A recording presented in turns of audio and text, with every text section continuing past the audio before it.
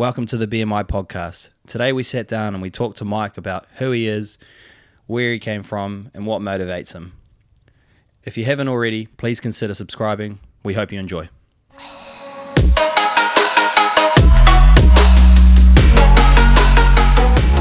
And that's when we talked about it last week. It's like I just don't want to take advice from anyone that isn't living the life that I, or this aspect of their life. Like, I wouldn't want my life to be like that. Yeah. Which is fair. Well, like for you, like nutrition. Yeah. Like, I look to you for my nutrition because I want to have the self-control that you have towards nutrition, whereas I still, I don't know, like, so in my head, I was thinking about this the other day. It's actually quite interesting, and I thought I'd tell you about it. Yeah. And I go, it's like, oh, fuck, it's so easy for others to fucking not have a urge to fucking pick this slice up and eat it. And I was just like, fucking, Mikey doesn't do it. And then I go, it's probably not easy for him too. Like he just has got self-control. Like, I saw a video of this guy and he was saying, like, he was brought up with mum and dad always were like that. Everyone ate relatively healthy. So then when we all went out for dinner, he said that it was like he was starved. So then he ate as much as he can because he didn't know when the next time they were going to go to Macca's or get pizza or something like that. So he was overindulging. And then when he came to his adult years, he had a scarcity mindset. So then when he became a bit successful, he literally everything. The first thing he did was look on a fucking Uber Eats what he was going to eat, and he order because he was just doing really well in his business. And I was just like I can relate to that because I was like, we always grew up like with home cooked meals and stuff like that, and then all of a sudden I never got taught just what do you call it, like discipline within moderation or self-control from when food is there. So it was like when it was like food was just never there, so then I couldn't really eat it. Like we never had like juice in our house. We never had. And so when it was there, then when just society changed quite a lot. Like from us growing up, sort of thing. Like everything became there. It was sort of like the supermarkets. Like there were like 5 packets of chips, bro. Like well, and there were 5 different flavors. You have the ability, like you have the financial means to go and get that food. Yeah. Now. Whereas before, when you're a kid, you didn't have that financial means, so you're completely dependent upon your parents. But now you actually have the financial freedom to be able to go and do that, and so now you have more options available. But actually, it's quite I find it's harder to be moderate than what it is to be all in and all out. And I see that with clients as well. Like they'll jump between black and white. They'll jump between just being all on their diet, and they'll refrain or restrain themselves from having anything for a certain period of time. And they can do that, but they can only do it for a certain period of time. And then as soon as they can't do it once, floodgates open. And they just eat everything, and there's no limitation on it. Whereas actually finding moderation and being able to have some, but knowing when to stop is way harder than actually even saying no. And I guess fucking me right now. Like like I've got, let's say, 40% better. Yes, but it's kind of why it's almost like a fear of falling back into that. So like, because I finished Tuesday last week, I've had officially one full cheat meal, which was house pizza on Sunday or something like that. And then what did I have? Like some dumplings, like only, but I control myself there. But then I went all out on the thing, but like I didn't do it straight away because I was like, I don't know, like it's just in my head sort of thing. I was just like, I'm worried I'm going to want it again. And then I saw it straight away. We brought the dumplings then. And then we had the pizza for dinner. But I didn't really eat much that day. I had a real busy day that day as well. And then I was like, oh, yeah. But then it's also that, and then that's what becomes apparent to me, like that voice is coming in my head and justifying the reason to do it again. Like, and so it's like that in itself, and I see it all the time, but that in itself is actually a good thing. Yeah. And it's a healthy thing, because quite often what I've seen anyway is that people that aren't aware of their food choices will typically underrepresent the things they do well and overrepresent the things they aren't doing well. Yeah. And so what they'll do is they'll kind of be like, they'll be naive to what's actually going on in their day-to-day. And so they'll think that they've had a salad, right? They might have had a salad once in the week. Yeah. But they'll say they're eating healthy because they're having that salad. And they'll be like, well, I'm eating healthy. And it's like, you look at the actuality of what they've done. They've only had a salad once. Every other day, they probably had Macca's or takeaway or some kind of bullshit. And so they don't remember, and it's completely unconscious. Yeah. But they don't recall, and they genuinely think that they're doing everything healthy. Yeah. But they've probably only been healthy 20% of the time. The flip, though, is what I normally see when people have lost weight. And so then they actually typically overrepresent the things that they're not doing well, and then underrepresent the things that they are doing well. And so they underrepresent the things that they're doing well to basically prevent them from going back to where they started. And so it's almost like this limitation on, well, if I can almost guilt myself into feeling that I shouldn't continue to do this, then I won't go back to where I was before. And so you kind of almost just play this game, and it's healthy in the sense that it is preventing you, like that mechanism is there to prevent you from going back to where you were. Yeah. But at the same time, you kind of almost have to get through that, because diet culture in general really only teaches people black or white. It only teaches you to follow a diet for a certain period of time and or not follow a diet at all. Yeah. Whereas actually now what we get to is, okay, well, we've done some kind of dieting process, or we've gone through some change to get to where we are now. And now we actually have to learn to live at the place we're at. Yeah. And that is so much harder to do than to be black or white. Yeah. You can go and be a hermit crab for 6 weeks. Anyone can diet their life. I kind of like, that's my thing, is I almost like go, oh fuck, I want to just go back on the plan. Yeah. I'm almost keen to keep putting pressure on myself. Yeah. Because when I know, like, I have to stay true to my word that I said to myself, all right, I'm doing phase 2. Like, nothing's going to stop me, like, during that period. But then it's also like, it's like, all right, like, you've opened the gate, you can leave the paddock now, sort of thing. And now it's just like, oh, do I go out the paddock, or do I just stay in the paddock? Just fucking the hardest challenge. The hardest challenge is actually learning the moderation. Yeah, like learning the moderation is 10 times harder, and you'll get way more progress by doing that and focusing on that than what you will by jumping back into the next box. Yeah. You know, and we do, because boxes are nice. They're comforting. Like, they give us rules, then we follow those rules, and it typically leads to an outcome, and we feel good about that. Yeah. And then as soon as we take one of those sides of the boxes out, and there's a little bit of like chaos going on around us, and we have a little bit more freedom, it's like, oh, okay, well, I want to stay inside the box so I don't get caught up in the bullshit that's out there. Yeah. But it's just because like, I know, it's just a fear thing. 100%. Yeah, 100%. Like, I just don't want to go back. Like, and I've also, you know, I've told Judith, like, I promised myself. Yeah. When I came back from Europe, it's the worst shape I'm ever going to be in. Yeah.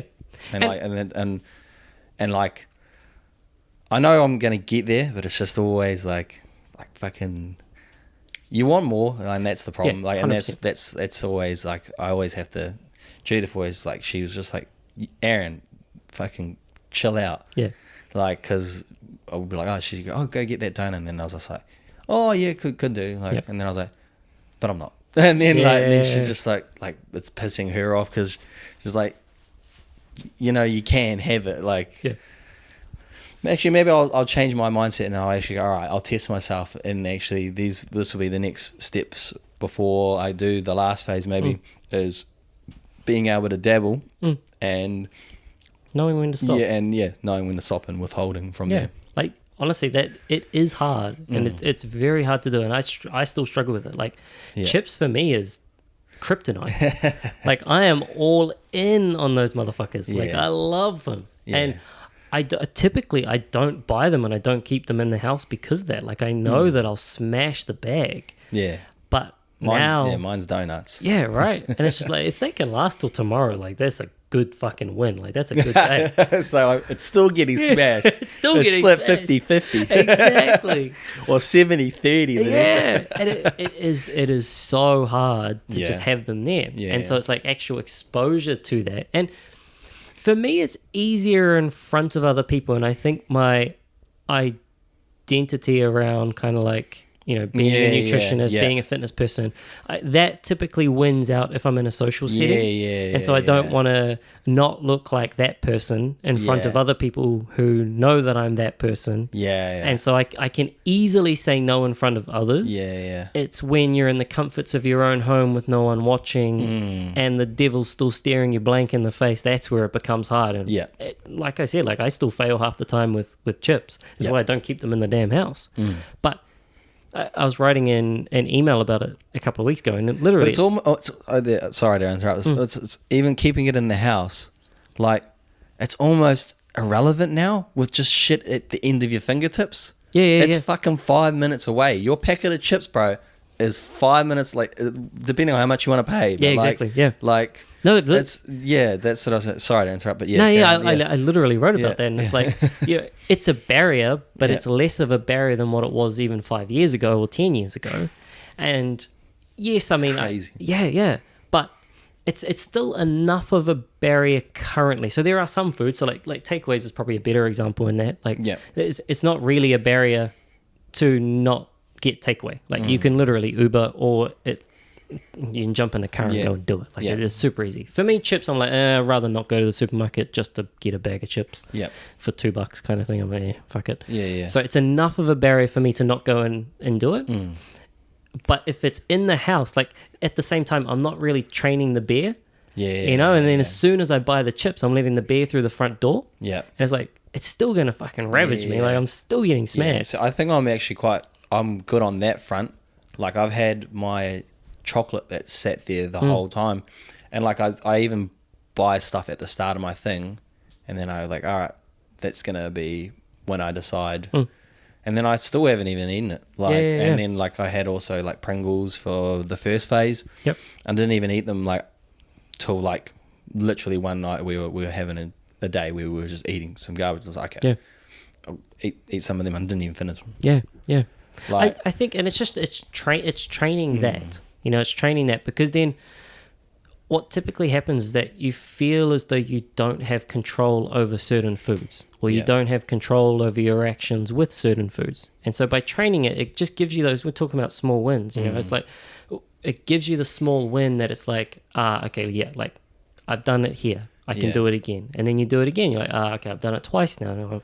This is starting to become normal. And so you are training the way that you can moderate yourself and see yourself maintain and live a new lifestyle. And I think in there, that actually helps you to then reinforce that this is just what you're doing. You're not in that kind of deprivation state or famine. It's just like, actually, no, you get to eat whatever the fuck you want, but you're just changing it. And so that you are eating the things that you should be eating more often than not.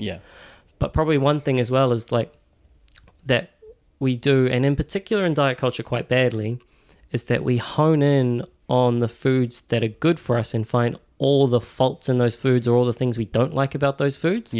And so it's like chicken. It's like, I have to eat chicken for the fucking 5th time this week, or I hate broccoli or salads or whatever.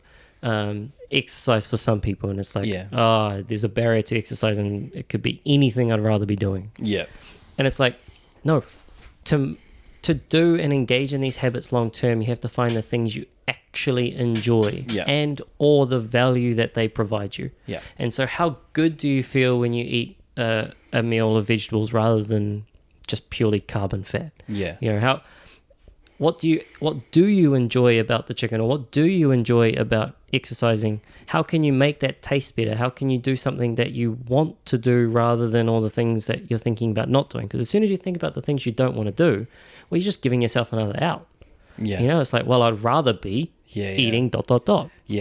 It's So that's also something I wanted to tell you about as well. It's pretty crazy to think like about how strong and like mentally resilient I am for business, mindset, mentality.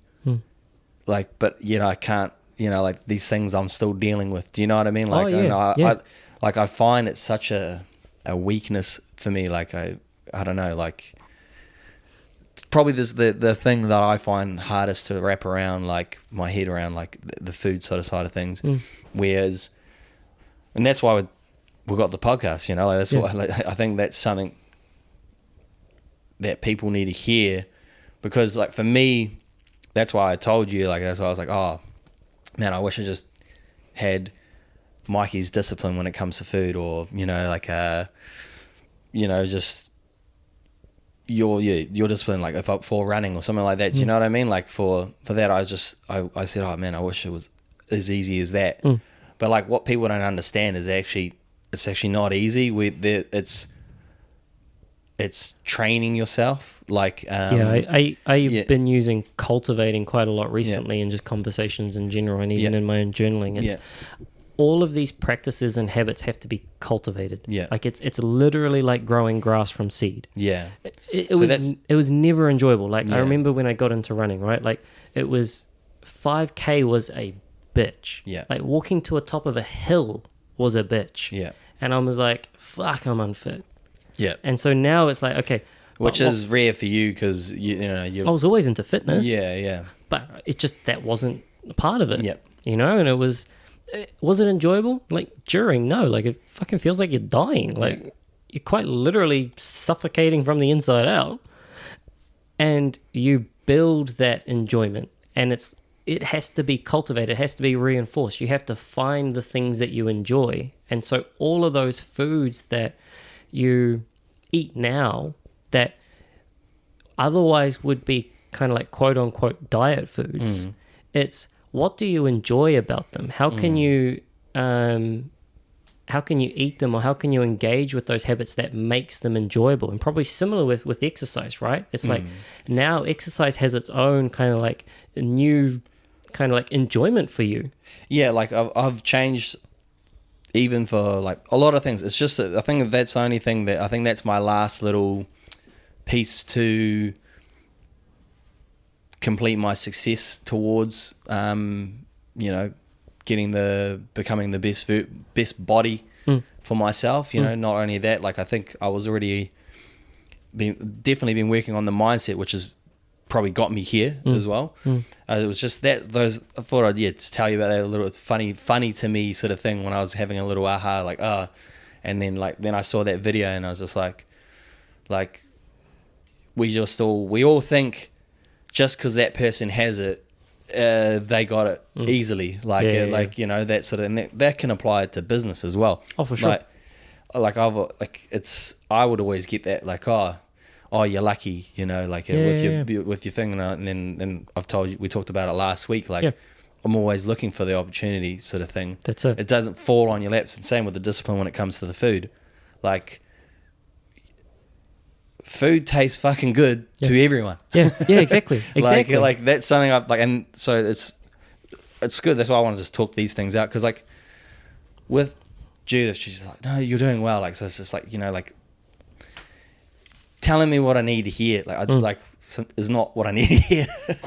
Well, so interestingly, it links back to just like one workout, and I think James Clear said it, just like one workout won't make you great, missing one workout won't make you ungreat. It's like one on either side of that spectrum means absolutely nothing. It's the accumulation of both of those. And so if one turns into two, turns into a week on either side, that's what leads to something. It's like, but too often we get caught up in the individual instances, and it's like, I went to the gym once this week, and so now why do I not have a bicep vein? I've missed one workout this week, and so I'm going to lose all my gains. It's like, no. But if you catch yourself and you pull yourself up on it, you'll prevent it from happening again. And or you'll continue it if you want to continue it. And so it's just like, that's why I was kind of talking about celebrating as well, because by celebrating, you also reinforce what you want to do. And so if you're like, well, I enjoyed cooking this meal and it tasted real good, well, then you're more likely to go and do that again. Yeah. Whereas if you're like, fuck, I hate this, I want to get out of the kitchen as quickly as I can, it tastes like shit, well, fucking no wonder you don't want to go and make it again. Like, you literally made that experience the worst possible experience it could have ever been. Like, try and make it better. Yeah. Try and find the enjoyment. And just like watering fucking grass, like, it's going to take a while to build and grow, but continuously like finding the benefit in it, whatever that benefit is, doesn't have to be enjoyment. It can be, it made me feel better. It made me have a good workout. Yeah. You know, it's like all those little things. It's like I'm finding the benefit and or enjoyment. You're more likely to engage in it. But we tend to do the opposite, and we sit, and this is the black and white like diet culture. Yeah. We sit in that kind of, this is what I don't like about what I'm doing. And it's like, well, no fucking wonder you get to the end and go and eat God knows what. Yeah, yeah, for sure. That's a good way to lead into our conversation we're talking about today. So, hey guys, thanks for tuning in. Today we're going to be talking about Michael and, you know, who is Michael? And I've got a few questions here for you, and I just wanted to sort of just bounce some things off you, and then we'll just sort of see where the conversation goes. Sure. If you might tick off some of the questions I already have here, you know, yeah, like say we might have gone over a couple already. Yeah, well, no, like we can go for it again today, you know, sort of thing. But I'll just, you know, move to the next one, sort of thing. But yeah, who are you, and what are you doing this for? You know, what am I doing the podcast for? Yeah. So I think for me, like the podcast in particular is a way to express my thoughts outside of just nutrition. Mm-hmm. And I think I've been on a bit of a journey recently. And I mean, reflecting on it, it's been more than just this year, but specifically more this year, in terms of wanting to find ways, I guess, just to grow and develop personally within myself, and I guess just noticing those improvements and sharing that journey, sharing what I'm learning from that journey, and with the hope of obviously engaging with like-minded individuals. Yeah. And I think we're all kind of better off engaging together as social creatures. Yeah. And so, you know, podcast one, it's time that we can sit down and actually talk some of this stuff through. And I mean, we always kind of, when we get together, we always end up talking shit anyway. And we spin on for ages. And it's so like, it's well, like, let's just put a mic in front of us. Yeah, why not just put a mic in front of it and still do the same conversation? Yeah, Hensley, we already had a half an hour conversations before we hopped before on, we and then even we had a pressed half an record. hour conversation before we started this. Yeah, exactly. and then share that with others, with the intent of obviously hopefully they finding something beneficial from that, and or a couple of little golden nuggets. Yeah. And I mean, hopefully as well from that, it's a matter of trying to even find some kind of pushback from a few people to challenge my own thoughts, to kind of push me outside of my own comfort zone. Well, that's sort of almost why we're sort of teaming up, right? Like it's sort of, it's to have a bit of pushback within on ourselves. With against each other as well. Yeah, that's it. You know, 100%. We're not two dudes that just like align on everything. No. We have alignments and goals and stuff that we want to achieve, and I think that's the thing. But we have different aspects and different outlooks on certain other things. Yeah, and different modes of kind of getting there. You know, like I think the thing with these kind of introductory like podcasts or episodes is actually to kind of show the background of us and our journey to how we've gotten here, and probably why we think the way that we think now. And yeah, it probably is completely different, even though we may converge at certain points and then stray away in other points. But yeah, I mean, for me, it's really about trying to expand and put words to a lot of the thoughts that I'm kind of having in certain personal development areas and things outside of just nutrition. Yeah. But at the same time, I know that a lot of what I've learned through nutrition can apply to a lot of other life areas too. And I think that could be helpful for a lot of people. Yeah, just like you can get more connection points and 100%. sort of whether you can help someone, but even a tiny bit can make a huge difference, right? Like, Exactly.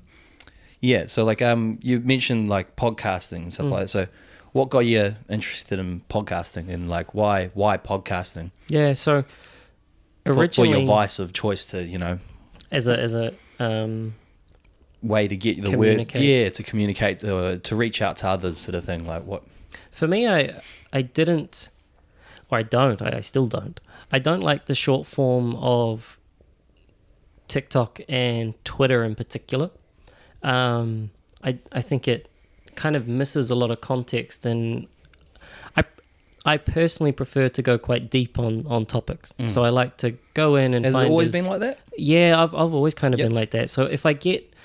I'm obsessive. If I find something that I enjoy, I will obsess over it. And I will put my every living being towards that one thing, often at the expense of others. Yeah.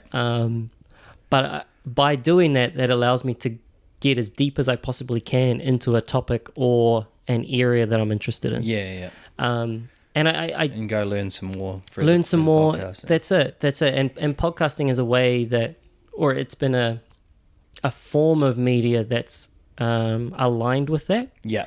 Rather than necessarily, like I said, the short form kind of 20-second or 200 characters and try to get as much as you can in that short period of time. And it's like, but you miss so much, you know. Yeah.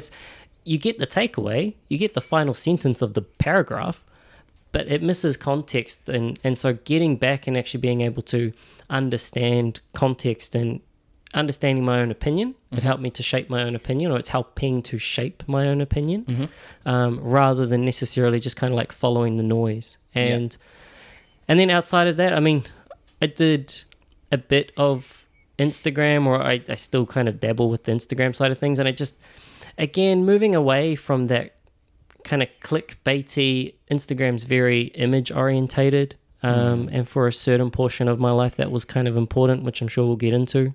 But now not so much. And now it's podcasting kind of is a better fit. You know, it's a little bit more deeper. It's real. It's unfiltered. We're just talking literally fucking in front of a mic about what we think. And it allows, when I'm listening to podcasts, it allows me to get quite deep into topics. And as I'm kind of talking through here, it allows other people to see what I think, and hopefully to an extent that's not just a 20-second and real clip. who you are also. 100%. Like you brought up a good point, like that authenticity. Like it's probably the only reason why I'm probably doing this, because sometimes people can, you know, be misunderstood, and then like I don't want to get caught in that in that hamster wheel, just chasing those likes or posting a photo, like, you know, like, whereas what you sort of, if you listen to everything and you follow us and stuff like that, you'll sort of see, you know, like we're true to our word, like we're the type of guys that are built with character, you know, sort of thing. And like there is too much noise going on right now, like, and I even, like we've talked about my episode last week, is sort of how it doesn't even matter to me, like if we have thousands or even millions, like I will still stay on the same path, and that's why we're doing these episodes, just so we can make sure that we, you know, stay true to ourselves, and you know, like they have that authenticity. And I definitely find like podcasting and stuff like that for us will, like you said, best suit for us, I think. Well, it's the only way that you can actually maintain, you know, an hour plus conversation is to be authentic. Like you kind of can't fake an hour. If you have no idea kind of what you're actually talking about, and or you're trying to fake it, and you're faking it in front of someone for a whole hour plus, like, good luck. You got to have a script written down in advance for that shit. Whereas this type of conversation, literally unfiltered and as it is, and like I said, that's the benefit with podcasts, is that I think people know that it's unscripted, unfiltered. And so because of that, you get more genuine authenticity from it. Oh, awesome. Well, that leads on to our next question. Like, it's sort of diving into your authenticity. Let's tell us a little bit more about your upbringing. You know? How far do you tell want us to go some. back? Tell us some real stuff. You know, I don't know. I was just did you have any hurdles or obstacles that you had to overcome in a younger age? You know, obviously I've known you for a long time. Maybe you want to bring up some things that happen? So I mean, like, anyone that does know me would know that I've always been a smaller person, and so that was always not necessarily an innate challenge, because any smaller person knows you just need to befriend the bigger person, and then you're typically all right.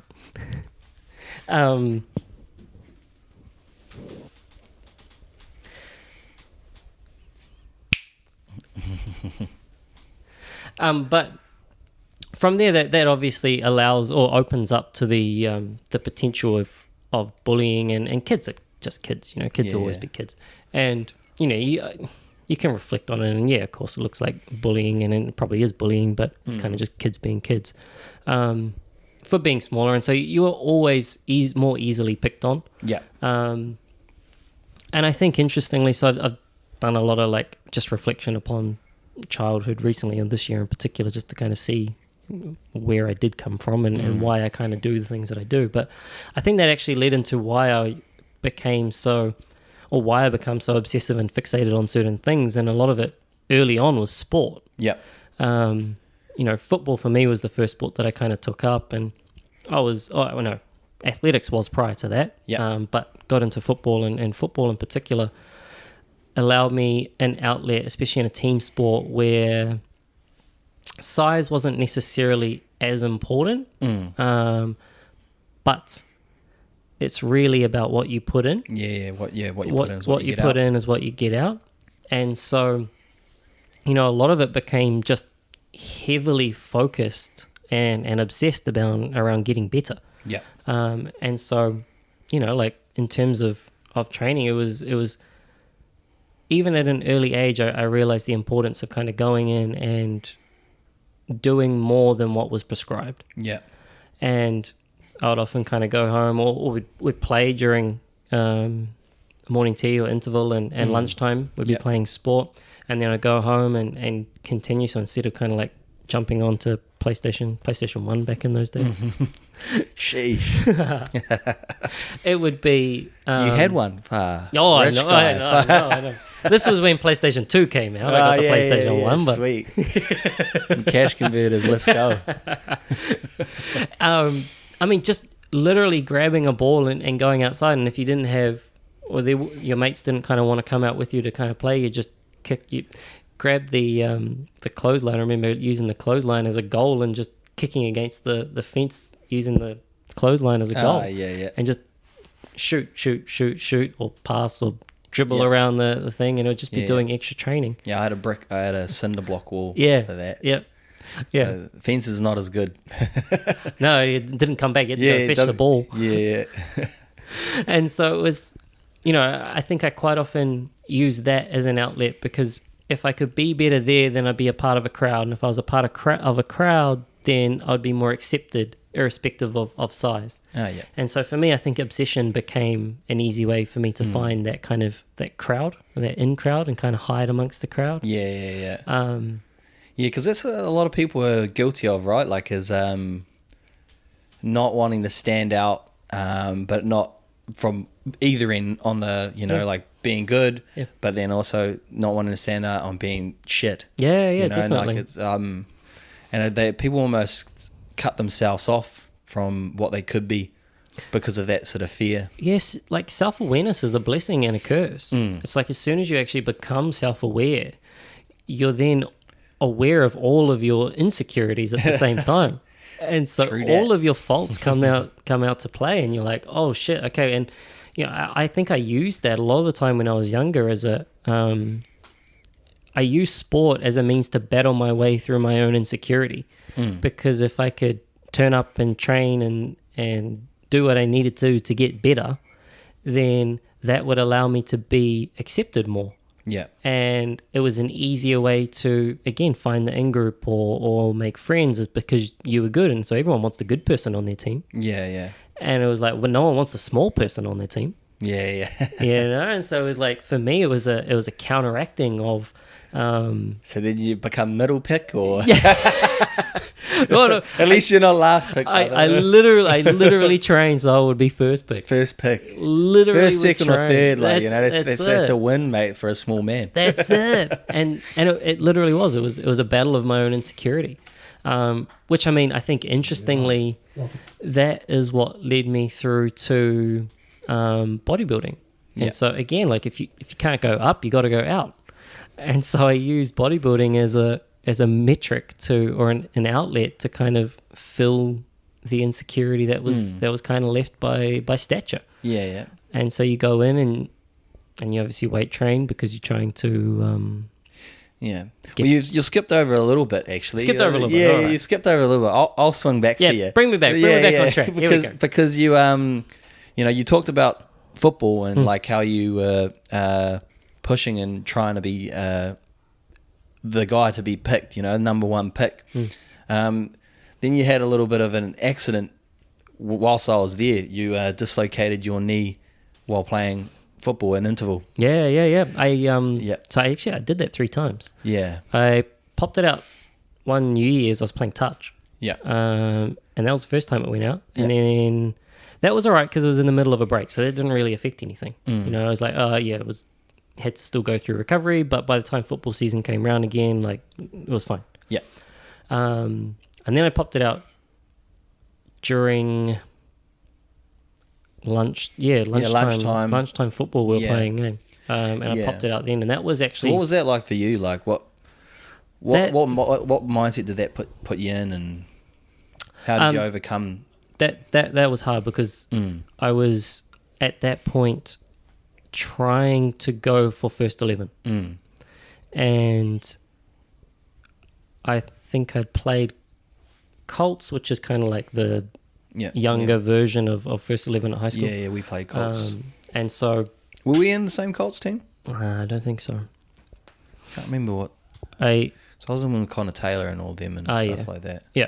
But you, Nah, different one. So I'd played there, and then it was at the time where it's kind of like we were moving up to the higher grades or to the senior level anyway, and that was probably, I would have put in more work that off season, like in between when we finished playing over the summer months, on the technical elements of my game and the skill elements of the game, because I was always fit. I always had the fitness, and I was always quick. I always remember that. You always were, when we did the tests in PE and stuff like that. Yeah. I think it was like 8 laps around the field or something like that. I think you won that. Yeah. I always had that element. And so, for me, it was like, okay, well, if I want to try and go with the best, then I really need to improve the more technical elements of my game. And so I actually worked pretty much most days during the Christmas holiday break. I was training pretty much every day, and I pull out the cones and do the dribbles in between. Made sure I went to all the preseason trainings that I could, and so every day during summer break, it was I was doing additional training, and we were trialing at that point. So the trial period kind of goes for about 6 weeks, 4 to 6 weeks in duration. You basically just train as a team, and they kind of put you against each other in different games and things like that. And then at the end of that trial period, they come up with a team for first 11, and they'll dwindle it down, so first, seconds, etc. And so we were right in the middle. I think it was about week 3 or 4 of trials. And during lunchtime game, I popped my knee out, and I was gutted. Like, that was the one time that I'd really invested as much as I possibly could in the off season to ensure that I was in the best preparation that I possibly could be to reach that kind of top team, and got taken away purely because of just some random injury. Like, I think I went in for a tackle and I just got caught in between the person's legs, and then someone else came in. And then someone else just came in and it popped the knee out, or the kneecap out. Horrific scenes too. Oh yeah, Far out. it's not nice. I won't forget that one. Yeah, no, if you haven't seen it, it's literally like seeing the kneecap on the other side of your leg. Yeah. Or any kind of dislocation. It's horrible. I still can't look at them now. Like any broken bone or PTSD, dislocation. Oh yeah, I can't do it. Eh? Well, that one for me was like, that was also the first time I've ever seen you fucking like scream at anyone, like ever. Like the teacher came out, don't fucking touch me. You can't get a detention for it either. Fuck, far out. Yeah, they were just trying to tell you to sit down. Don't fucking touch me. I'm not fucking sitting down. And we just held you at the same point until the fucking... Which that made it worse too, because like the one leg that was actually fine was shaking. Yeah, because we were just trying to... Because it was just standing the whole way through until the gas came, and the bloody ambulance took we had to hold your body weight up. Yeah. Because you didn't want to go down. No. Well, you weren't going down. No, I just should have dropped. Yeah. That's what happened the third time. I just dropped, and I was at least lying in a pool of mud, but soft. And so actually it was hard coming back from that. I mean, luckily I knew the coach, and the first 11 coach was actually my PE teacher. Yeah. So that kind of helped, and so I was still able to play a couple of games, and get into the second 11 that year.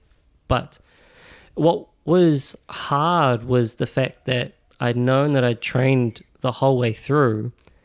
I could now no longer train when I wanted to train, but I lost that momentum. Mm.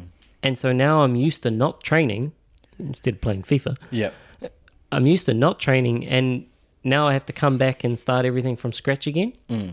And okay, now the technical element was probably still all right. Like, you're not going to use technical ability in 6 weeks or however long it was, 8 weeks or something, to come back once you've done the rehab.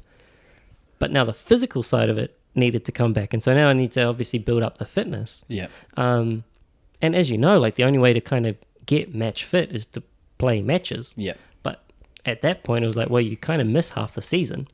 And so I had to kind of do the fitness on top of that to then get back to be able to play. Mm. And like I said, like, fortunately, I Edmondson, the first 11 coach at the time, was my PE or PY teacher or whatever it was, or sports studies teacher, whatever they call it these days.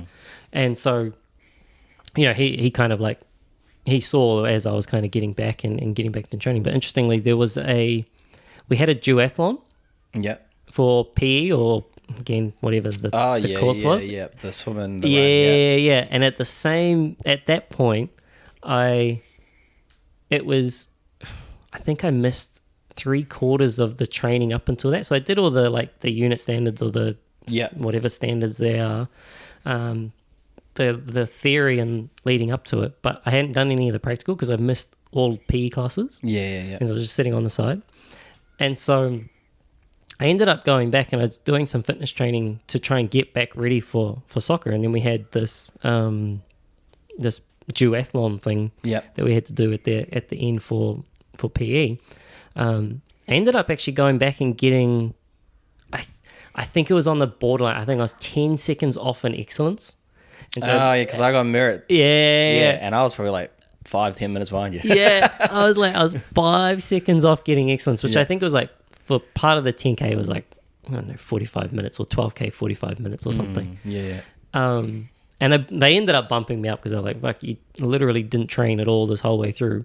So like, if you had trained, you could have. Rigging the system. Rigging the system from day one. Good man. But it was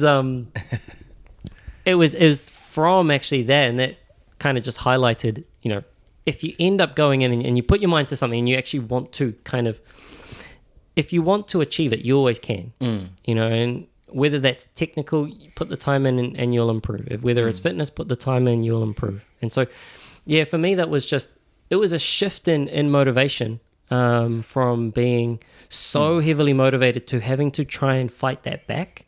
I feel like it's almost a pivotal point in your life, really. I think it actually ended up paving your life, bro. Like, the way that I look at it, I don't know how you sort of thing, like, it moved you into weightlifting. 100%. Like, and that, like, who knows if you didn't have that, what sort of path, like, because you can't really do much. Like you play high football. Like all my mates that we play, they all win in the first 11. Like all of it. Like we used to play with them.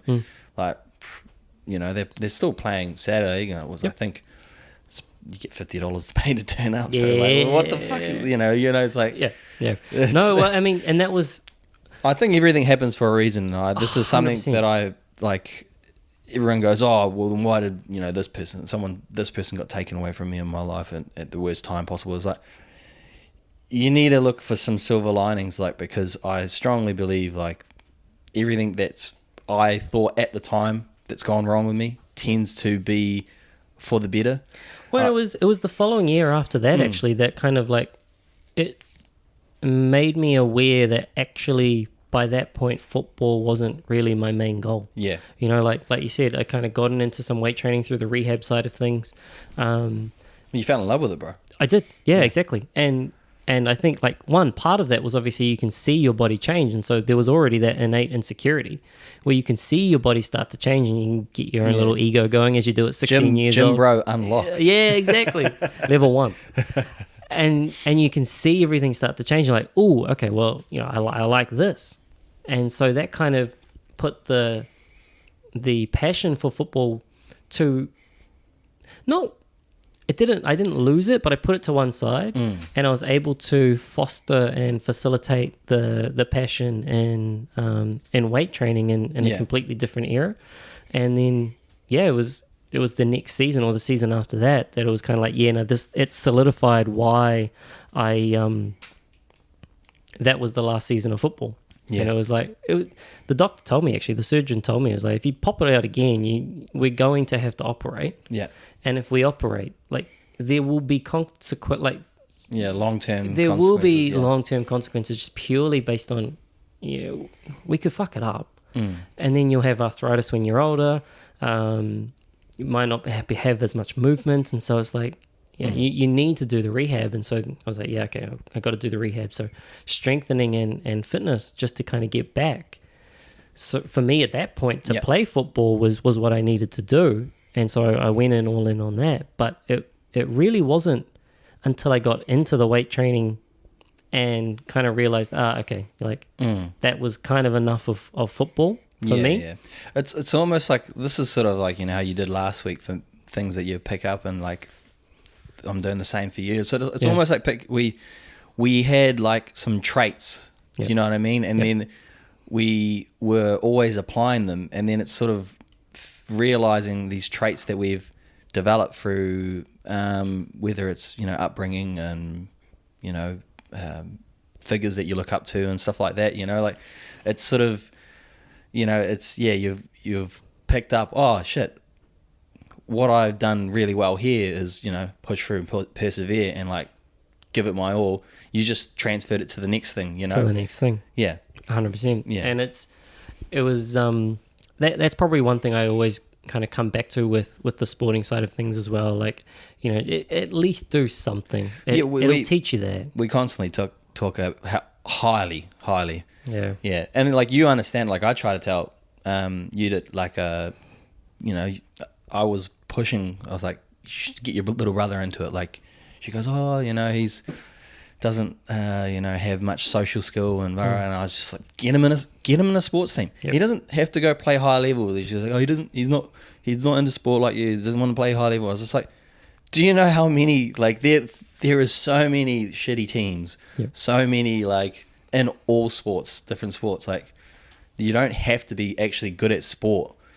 I think, you just got to pick up a sport. And you will like it's human nature. You will want to see some improvement, and when you see that improvement, it actually drives you a bit more. Yep. And I think like that's the factors that we got from it was like I guess recognition, right? Like we got some small bits of recognition, and then we like that.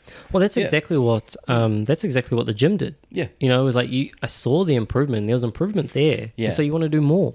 And so then you go in more and you put more effort in there, and more you see more return. Yep. That's the one thing I like about, and I'm sure we'll get to the gym side of things anyway, but that's the one thing I do like about gym and working out in particular. You can't cheat the system. Yep. Right? You literally get out what you put in. Yep. And if you don't put it in, you don't get it out.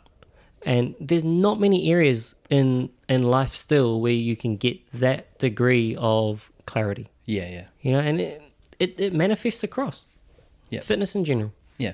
Did you have any idols growing up, or like any mentors or something like that? Someone you looked up to, whether it's sport wise or life wise, or? So for me, funnily enough, like I actually always looked for the professional. Yeah. So I would always look who is the best, and to my own downfall, I would compare myself to the best. Yeah. And so for me, it was when I was playing football, Cristiano Ronaldo. Yeah. It's like, okay, at that point, for me, he was the best at what he was doing. Yeah. And I was like, I want to be like that. Yeah. And so I would study, and this is what I mean, like I became obsessive. I would study. I wouldn't study just him, and I wouldn't be like, oh, he's good. I would look at how he played. Yeah. I would look at the style of play, and I would emulate that, and I would train to be like that. Yeah. And so similar when it came to fitness. I remember. Yeah. Yeah. Bro bought all his shoes. All the shoes. and even True supporter. Exactly. Man United from Man, you brother. Yeah. Even when it came to moving on into strength and conditioning, personal training, and things like that, it was like, okay, who is the best in the field? Even with regards to like PD and stuff, it's like, okay, who is the best? You know, who do I see that is emulating, kind of similar to what you were saying last time? Who is showing what I want to try and emulate? Yeah. And how can I be more like that? Yeah. And I mean, to a certain degree, it's probably detrimental for some, because when you set your height so high, you got a long way to fall. Yeah. It's the one thing that I guess for me, it was because I became obsessive about it, enabled me to kind of like always push for more. Yeah. I feel like people put a bit of stigma on like that sort of approach, where I actually, like, this is from my mentality, like I think that's the best attitude, is to, like, if you see someone that's achieved something, like, they're just a human being as well. Like there's very few of these top tier people out there. These are these guys that I look up to business wise, and just the way they hold themselves, you know, like the way everything they do in their life, you know, like you look up to them. It doesn't really hurt you. You just gotta maybe, and just, you realize they're a human, but you also gotta tell yourself like it's achievable, and like it is a way to sort of see that it is like achievable for yourself. Like a lot of people go, oh yeah, don't dream that high, you know, like I think that's bullshit. Like I think why not get after it, you know? Like a lot of them don't come from these high end people. A lot of them don't come from like backgrounds where everything's given to them. A lot of it is just earned. Like, yeah, they're all people. And I mean, even in when I got into bodybuilding, like I'd always push or look at the pros and compare myself to the pros. Now, to a certain degree detrimental, because you're never going to look like a pro unless you kind of go through the pro status, right? Like, but for me, it was like, well, if I can look at these guys and then see a representation in my physique that is not on par, but in comparison to some of these guys, well, then of course at a regional level, I'll be fine. Yeah. You know, if I'm trying to compare myself to players over in England for football, or the players that are even in our level playing at all whites, it's like, okay, how do they play? Yeah. How can I play like that? How can I play like those people, rather than just, I guess, for me, it wasn't necessarily about becoming content. Yeah. And again, like I think that's why I go back into now focusing on small wins a lot more. Yeah. Because I realized without those small wins, you kind of always get caught up in the next. Because I was always caught up in the next. Yeah. And I was never content with where I got. I'd achieve a goal and then immediately go to the next goal. Yeah. And I never truly celebrated the efforts that I actually put in. Like, it was never good enough. Yeah. And for me, that's why I kind of double down on people celebrating the process now, while also looking to the future, purely for that. Because for me, it made me unhappy even in achieving a goal. Like I was never content in achieving the goal. Yeah. I was content in striving and pushing for more. Do you listen to many other Andy Frisella podcast? No, so actually, Do it.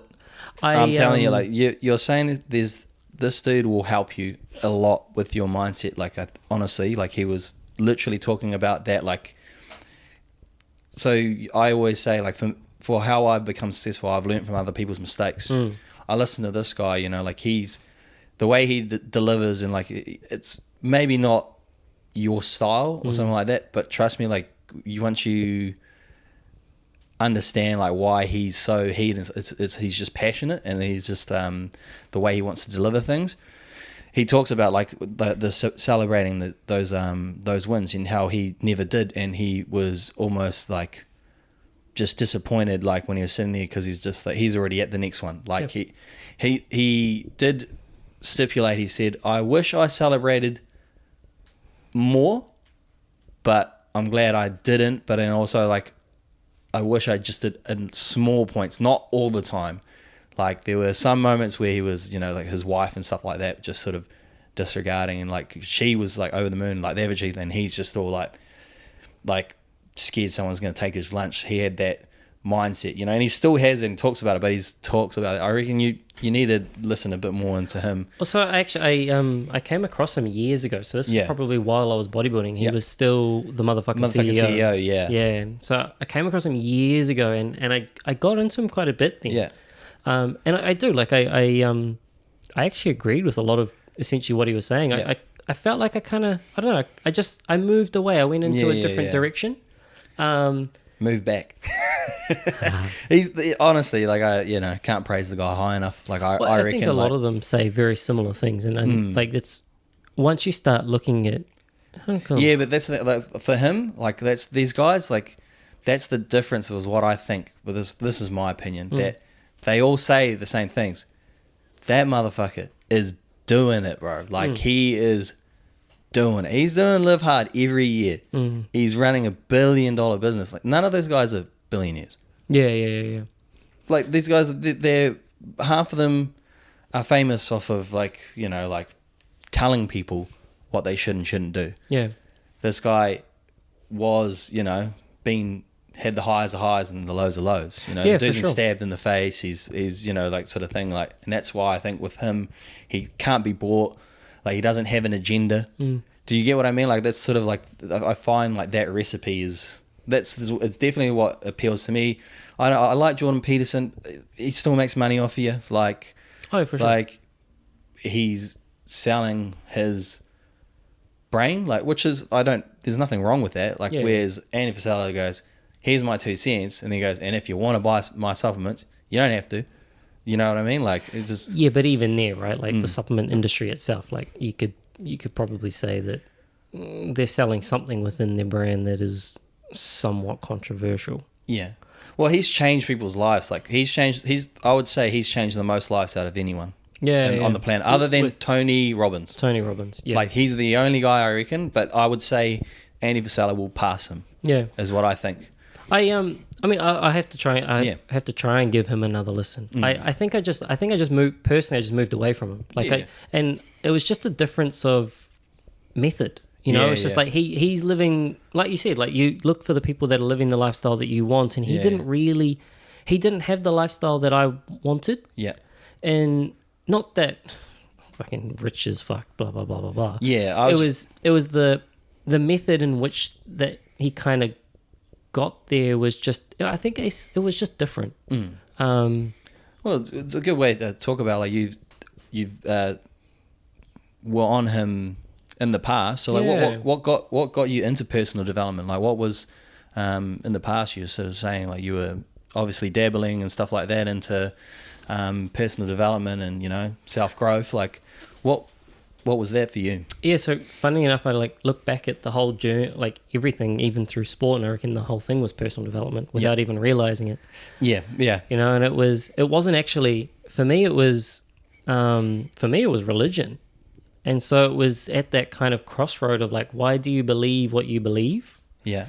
And kind of going down into that and kind of questioning my own personal beliefs. Which then opened up the doors to a lot of the deep thinkers that we've got of today. And so that actually kind of opened me up to a lot more, I guess, philosophical ideas, and the nature of kind of like podcasting and the relationship between podcasting and personal development in general, and, you know, the likes of Joe Rogan, etc. Whereas I was kind of using podcasting before becoming more aware of just development in general, as a means to learn. You know, and so a lot of them were like, when I first started PTing, I used Andy Frisella's motherfucking CEO to kind of tune up, I guess, on more of the business side of things and the mindset that's needed to be getting after it, sort of thing, because you can't sort of sit idle being a PT, right? No, you've got to go and get your business. Yeah, that's 100%. And so that's what I kind of got into him for. And then I also used other podcasts in terms of just like generally building knowledge.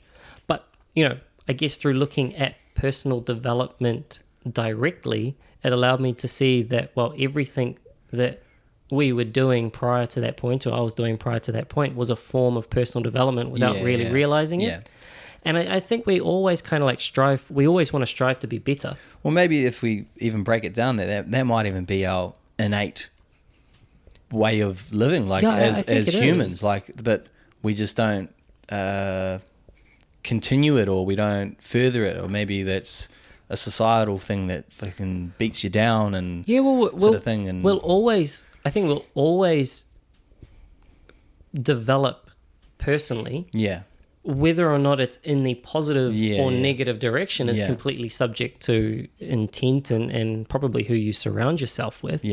But I think we're always, you know, society just at large will likely kind of pin us back and forth, and we'll be able to, we'll be exposed to different ideas that we can either take on board or not take on board. And that will either kind of lead us to remain stagnant or not. But for me, I mean, it was actually directly through just questioning my own beliefs that got me into more personal development. And that was actually the reflection upon what happened or what I was doing younger. Which made me realize that sort actually... of that aha sort of... it was the aha of, oh, well, I've always been doing personal development, and we all do personal development. It's just, without realizing it, we pin ourselves against ourselves. You know, for me, I was using sport as a means to kind of improve my ego. And then I used bodybuilding as the next step to do that. Every way along, similar when you go out and you kind of like, okay, well, you are in the workforce and then you kind of try and go and do business, and same thing. It's testing that ego, and you're always trying to develop yourself. How is the personal development journey going for you so far? And like, have you got any like life habits that you've sort of noticed have become important ones that you've picked up since you've really started focusing on it? Personal development is a never-ending journey, that's for sure. Well, that's how I thought. Like, do you have any like what's sort of the, as we always say, like golden nuggets? What's some of the things that you find yourself as like your new religion for you, if you know what I mean? Like, what's like, become for me? So currently, it's more about. So I realized that I was too agreeable. Right. And so the big one for me is testing to try and become more disagreeable. And that for me is actually just speaking my mind. So if I don't actually think that I agree with you, I'll just tell you I don't agree with you. And or I'll tell you what I think if you want to know what I think. And speaking that more honestly, because for me it was a lot of the time, even though I would use the physical measures to test my ego, when I was confronted in a social setting, I would refrain from doing that. And so if I don't speak my mind, well, then they can't judge me based on my opinion. It's also like a way that I find like others, when they don't disagree with them, they tend to also tell themselves they're right. I'm not going to argue with you because I'm right. Definitely. So realistically, the way that all of politics and disagreements have gone by is through debate. Well, that's actually how we find the truth in general. Because it's how we find our common ground, or the things we can agree on. And I pitch what I think, you pitch what you think, and you know, typically there'll be a common ground there, and ideally we get to the bottom of that. But you can't do it if one person's not telling the truth and they're just agreeing. And Do you know what disagreeableness is linked towards? What's that? Low testosterone. No, it's true. Like it is. I'm not saying that you have low test, bro. Like you're looking pretty good, bro. Like, correlation or causation? Yeah. But it's just saying like that's why today's. We won't go into that there, but that sort of that disagreeableness. It's sort of it's being disagreeable is a manly thing. Like that's why they want it's a masculine trait. Like it's a masculine trait. In history, like it's maybe you got caught within, I don't know, going, like maybe I'll just keep the peace, or sort of, I don't know. Well, I mean, I bring it back to the fact that I was small. Yeah. Like if you're a disagreeable small person, you're going to get beat up 9 times out of 10. Like unless somehow you knew karate since you were 4 years old, you're probably going to get fucked up. Yeah. And so you develop, like, it was a trait of what I needed to become agreeable, to find the big friend who could then have my back if I was ever a cheeky shit. And so it was a learnt lesson to be more agreeable. Yeah. But by being agreeable, that allowed me to kind of develop a resentment for myself. Yeah. And so now actually telling the truth or telling my truth and just speaking my mind, it allows me to at least get it out in the air, even if the other person, if that offends the other person, that's completely on them. Yeah. It's whatever they make of it. And so from that point, it's actually, okay, well, I've gotten off my chest. And at least at that point now, I can feel better within myself as well. Because before it was more of a resentment. So, I mean, for me, it's actually more that. Yeah. And which is probably why the next point is actually probably why I don't follow Andy Frisella as much, is because the next point that I kind of recently have been really trying to work on is more presence. And I think, and I may be completely wrong because I don't listen to him, but I have the instinct that he looks more towards the future. And so for me, it's actually, I've always been like that. I've always looked towards the future at the detriment of the present. And like I said, I've never been able to be okay with my own achievements ever, because I've always felt that I've never done enough and I need to do more. And don't get me wrong, that's probably what's helped me in a lot of the physical elements to be able to push to levels that others kind of don't get to. It's purely because I never feel like I'm enough there, because I don't actually truly appreciate where I'm at right now. Yeah. And so for me, a lot of that is bringing it back to, because I have the proclivity to do that. I have the proclivity even now to look for the next goal. Yeah. Even like what we were talking about right at the start. It's like, I want to jump back in and I have that. Like I have as soon as something finishes, what's the next thing? Yeah. And it's innate. Like I come back to it, and I really have to kind of fight myself, because I finished the marathon, right? Like I kind of got I did a marathon last year, and I kind of got the rush, maybe like 5 to 10K out from the finish. I'm like, yeah, fuck, like I'm going to complete this, like holy shit. Yeah. Realization Smashing moment. your time that you thought you were targeting. That's it. Never thought I was going to do that. Smashed it, won. As soon as I crossed the line, I was like, what's the next one? I couldn't even, I felt the happiness 10K out from the finish, and the whole way through for that last 5K, I was thinking, what can I do next? Yeah. So Matt Fraser talks about that. I don't know if he's done a podcast, and he talked about it as well. And because he's 5-time CrossFit champion, and then he was just sort of the way he was like that when he got on the podium because he came second twice. Yep. And then he eventually got on there, and then he was like, oh, okay. And he's like, okay, well, I'll do it again, and then I'll feel better, because it's only one. Rich Froning's done it 4 times, and then he's like, oh, okay, and then it sort of was like, oh shit, like he got there, and then there's just nothing. He's just like, and that's why I quite like Gary Vee for that aspect, and he's just like, and Tony Robbins talks about fall in love with the process, guys, and I find myself trying to do that all the time, because it's, well, you could call it gratitude. Like if you can do practice gratitude daily, it leads to more happiness, you know. Yeah, well, that's the thing. So, like, I love the process. Like, it is the process for me is actually more rewarding than the outcome. Like, I struggle with finding the reward in the outcome because, like, I'm so obsessive about the process itself and the progress I can make while on the process. Yeah. And so, I get this, like, cup fulfillment the whole way through, and it's like, oh, I could be better, so I have to, like, push. And, like, that whole process of doing that is motivating for me. Mm-hmm. But I'm never content with where I ever got to. Yeah. And so then it was just, there was this massive, like, unhappiness from not being able to Be present. Yeah. And so for me, it was like... I think a lot of people like that are listening out there will probably resonate with that a lot. It's hard to think because I also find like that yearning for more is a good thing. Like that's me in my delusional mind that I like. It's like I think that's maybe what puts me, maybe yourself, one step above my competition. Like I think I can do things better than them. I think, you know, like when it comes to businesses, like I want to put this out there. Like I want to build the best homes, and I know I can build homes better than others. Like, you know, like that sort of thing.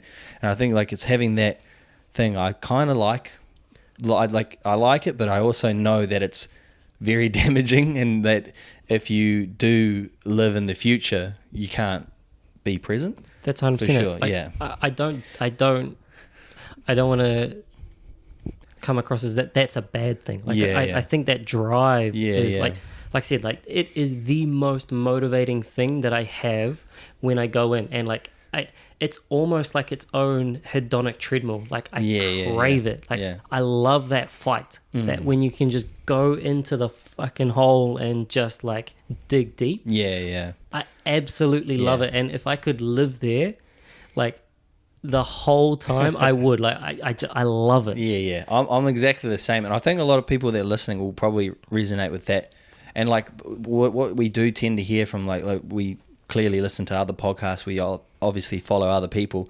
A lot of them do mention like that's something we, you know, shouldn't fall into, you know, like that's exactly because by becoming so fixated on those areas, it's inherently going to take away from other areas of your life. Yeah. Now, if it's taking away from other areas of your life, it always comes back to priority. Yeah. And so, don't like, stop the drive, but no, that's 100% it. It's like it's still enjoy that journey. You have to enjoy, and you have to be present in those other areas too. And at the same time, it was the main cause of my suffering. Yeah. Like my unhappiness was literally driven from the fact that I couldn't be happy from achieving it. Which and I needed the next goal. Thought, I'm moving towards happiness. Yeah. When you're actually never going to get there. You're chasing pain. Yeah. And so actually, you know, it was, for me, the presence is more about, for me, it's balancing the innate trait that I have to push and go in to be a hermit crab. Yeah. And so it's like I can do that. I've got that trait. Some people might need to develop that trait. Yeah. I've got that trait. Yeah. And so for me, actually, that trait takes away from me being present now with the people that are in front of me. Yeah. And so I need to be better there. And so I think that's what, like, it is. Personal development isn't necessarily a collective thing that everyone should follow this set of, or this group of systems. Yeah. This is the area that I'm good at.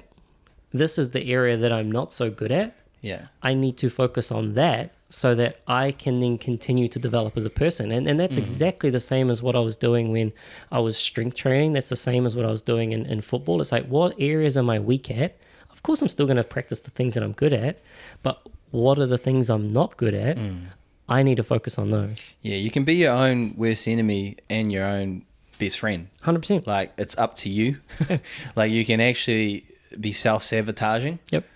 Or you can actually be self-building, you know, like there's that sort of side of things. And the funny thing is, most of us are probably both in just different areas of our life. Yep. Yeah, absolutely. And that's sort of what, like, from our conversations, what we've talked about, like some areas that I didn't, I sort of brushed to the side because I thought, you know, like I was doing the right thing and getting after business, getting after quote unquote success.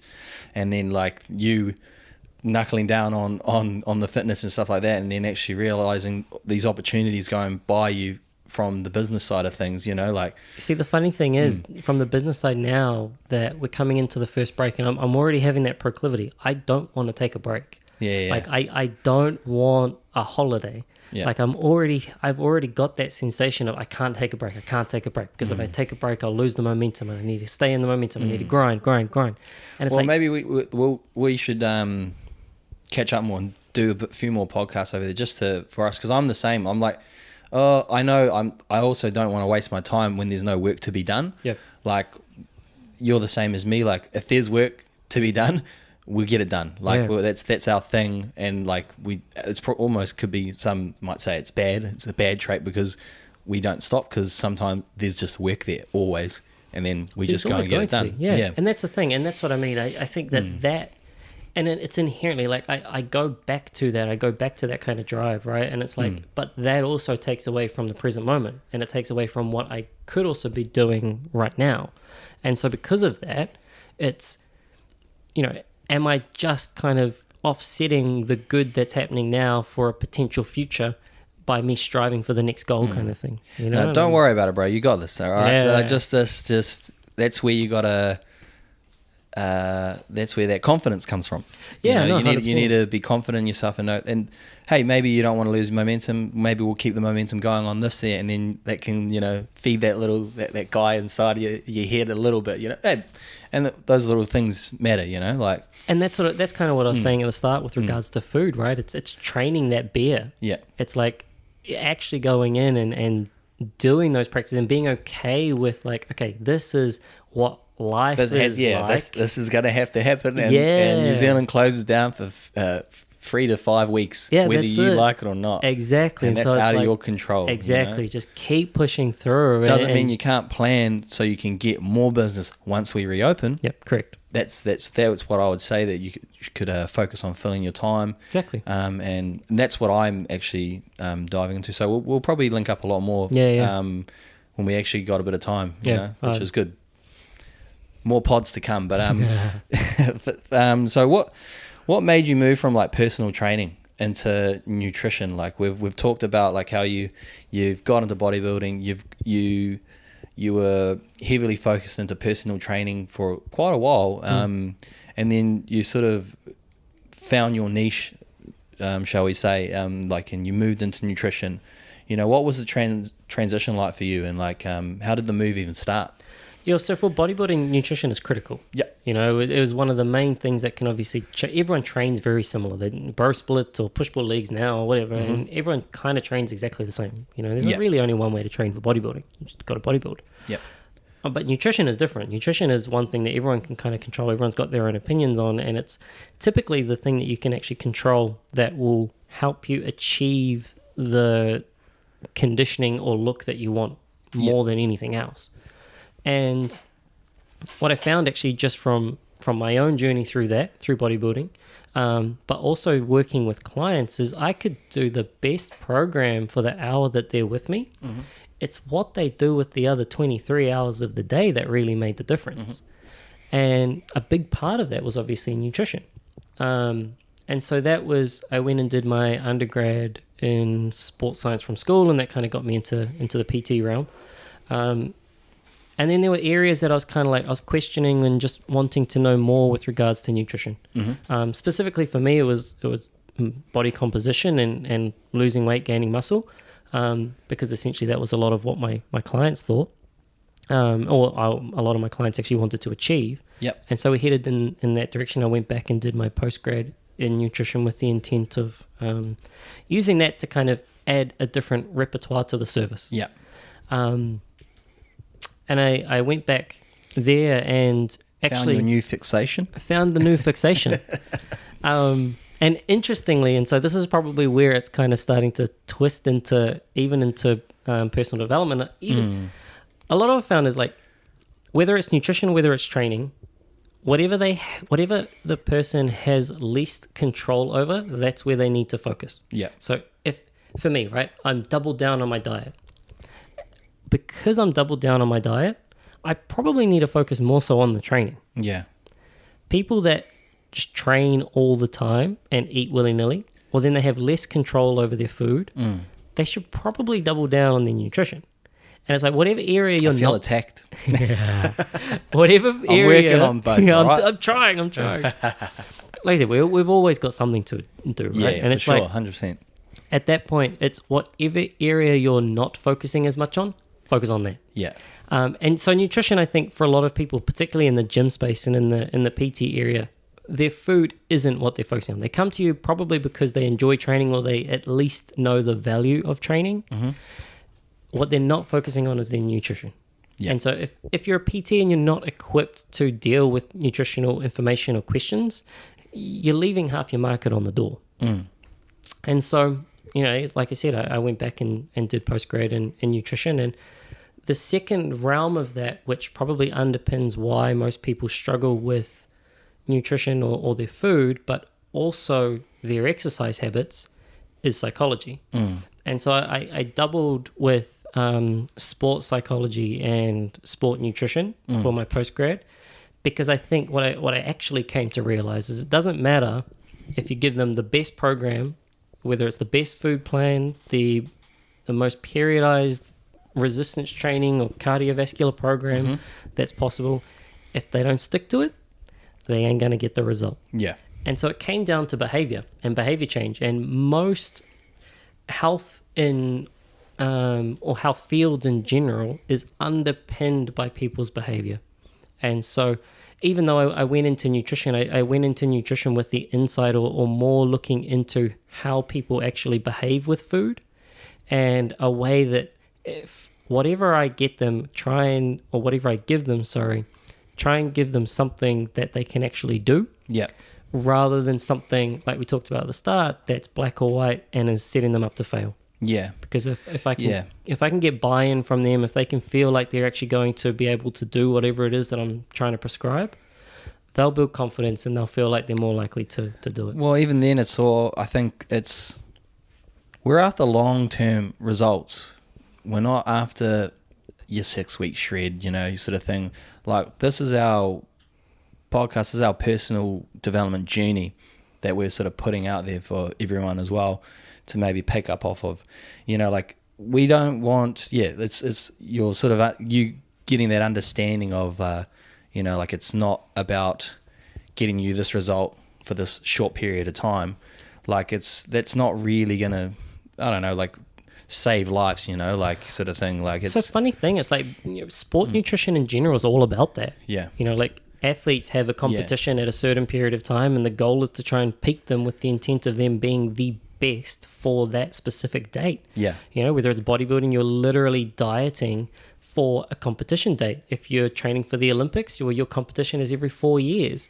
If you're going for a team sport or a season, well, you know that your season runs from X to Y, so you need to be ready for that.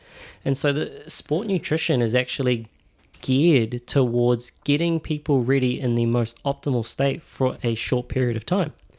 And that's actually started to manifest its way over into just general health.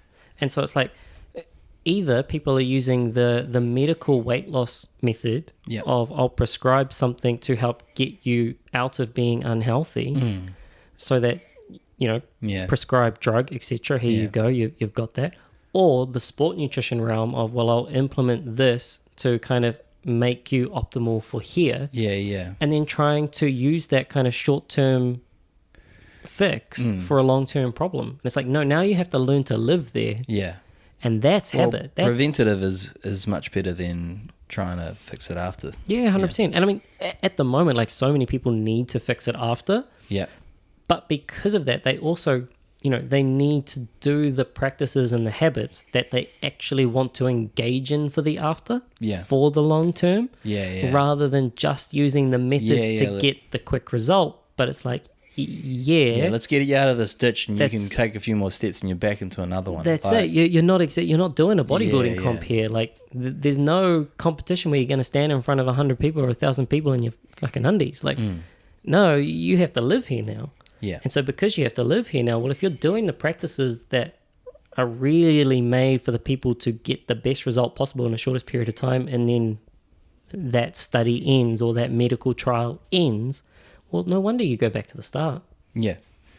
Yeah, well, like, we know this just through trials and tribulations, you know, like, we've seen that it's not a overnight fix, you know, sort of thing. And self-development is truly that. Like, I truly believe we will both be self-developing until the day we die. Yeah. I think it's become, like, it's one of those light switches that clicks in your head. And then, hence, this is for the people that are listening now. They're also going like, hey, I like these guys' delivery. I like that sort of their long-term thinking, maybe different ways that others, instead of like, some of them are like, now, get at it. It's like, yeah, it is that, but it's also like, you need to understand that it's probably however much work you think needs to be done, it's probably about 5 times more than that.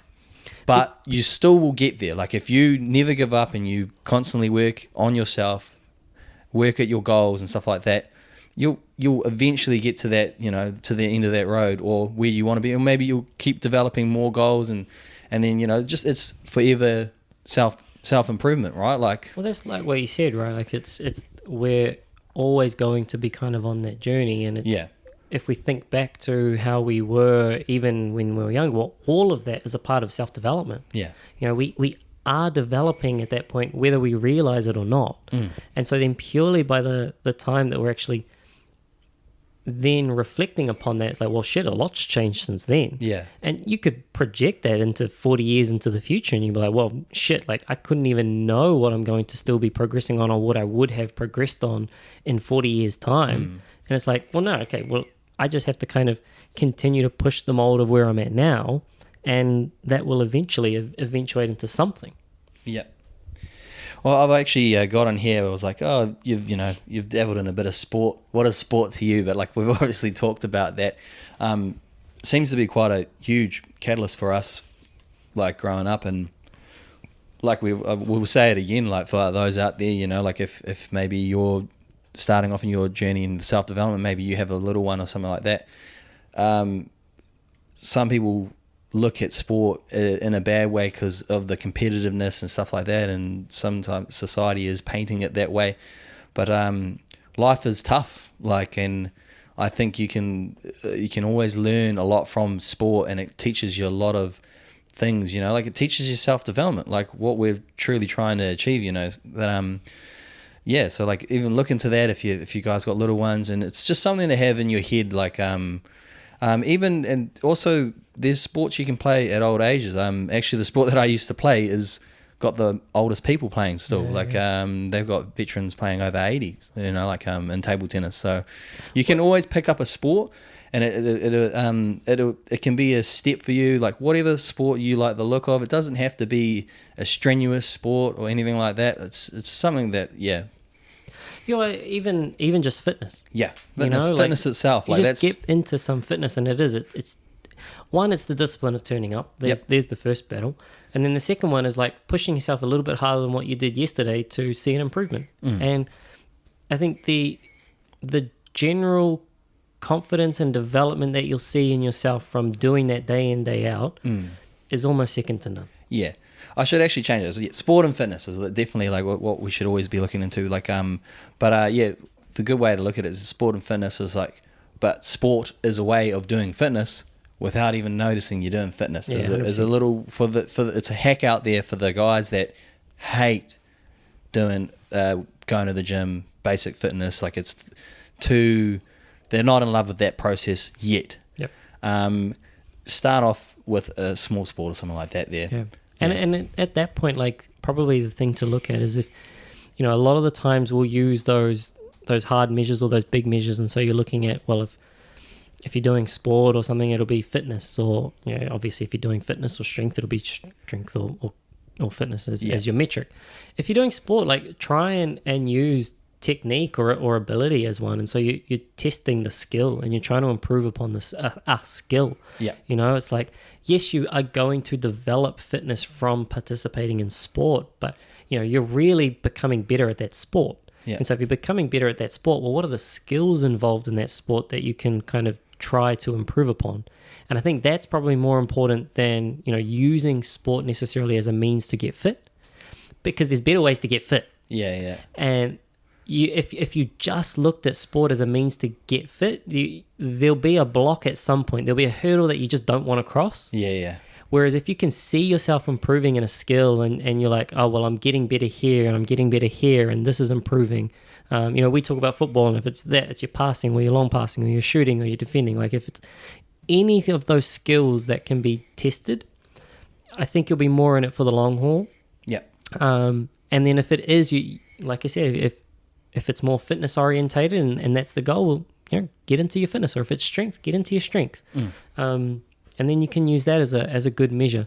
And if you can look at those as opposed to just necessarily body composition or just weight, and again, a lot of those hard measures that most of us look at, I think you'll reinforce why you're doing the activity that you're doing. Yeah. Rather than feeling like you're just pushing shit uphill. Yeah. I guess I'm just working on trying to do better calf raises. Just trying to grow these. That's my skill that I'm trying to work on, is my calves. I know that's a hard measure. Yeah. It is hard to measure. All right, so we'll move on. So Dark times. Yeah. It's a sensitive topic for me. Well, clearly not, because I'm bringing it up. It's something I've worked on. It one day might be a strength. Who knows? Hey, we'll see. That's the there we go. Personal development. Yeah, calf development. Yeah. So why body, mind, and integrity, Mikey? For me, it's probably been everything that I've really been about for the past 15 to 20 years. Yeah. A lot of my early stuff was body. Yep. And it was the development of my own kind of like insecurities, like I said, that led to me wanting to hone in on the body side of things. Then it became more about the mind, and I think I've always been conscientious of other people and my relationship with other people, and holding their best interests at heart. And so for me, I think it's actually just a good encompassing. It encompasses just who I am, body, mind, and integrity, and all the things that I think that I personally work on. Yep. That, again, I think we've said in one of the introductory episodes, it was it's essentially the underpinning of most people. And I don't think you can spread them apart, or I don't think you can dissociate any one of them. They all kind of interlink. Yeah. And by focusing on, or by trying to improve the body and being as healthy as we possibly can, we're inherently improving the mind. And by focusing on improving our headspace, well, that's inherently going to impact our physical body at the same time. And both of those together is also how we go about interacting with the world. And how we interact with the world is how we hold ourselves in our integrity. Yeah. And so I think, if you're going to fall on any of those swords, those are really the areas that you can control. And I guess those are the areas and the philosophies that I've kind of been living by for the past 15, 20 years. Yeah.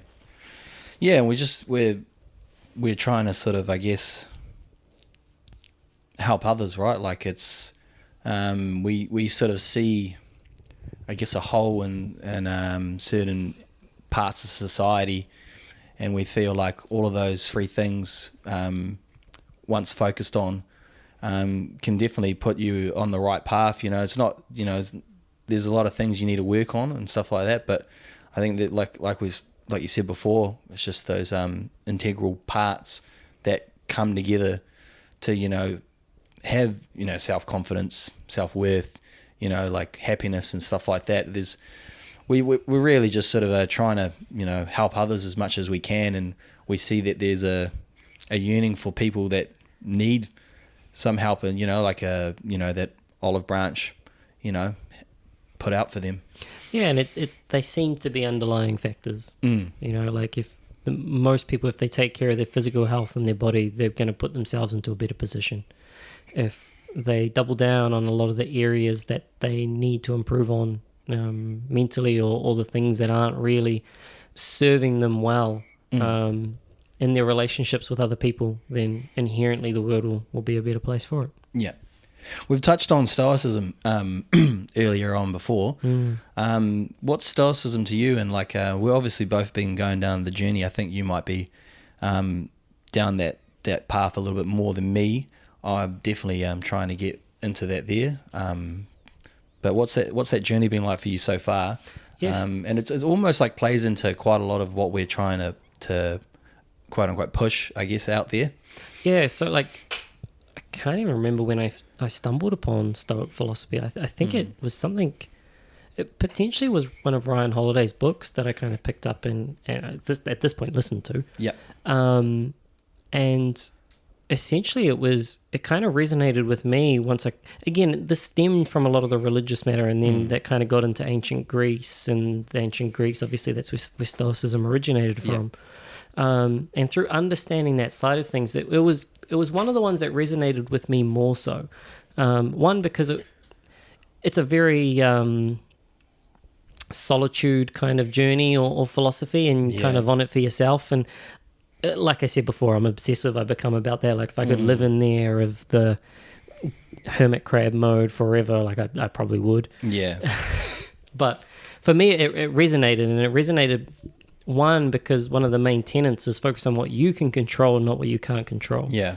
And a lot of times, if we think about all the things that cause us kind of like our major suffering, it's a lot of the time we're actually thinking about things that are outside of our own control. Yeah, yeah. And so normally if something goes wrong, well, if we just focus on what is within our power and what we can actually do about that, it's inherently all we can do in the end.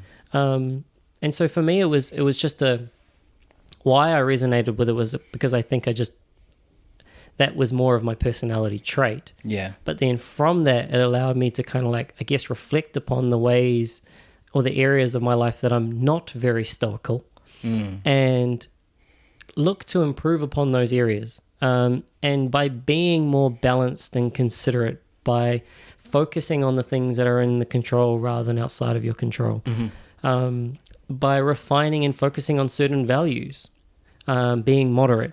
Yeah. In this one, it's courage. And for me, courage is actually just, again, speaking your own mind. Yeah.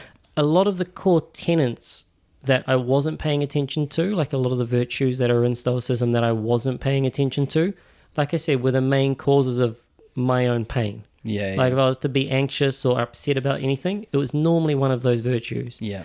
And so by refining and doubling down on a lot of those, it's allowed me to become more balanced in my approach.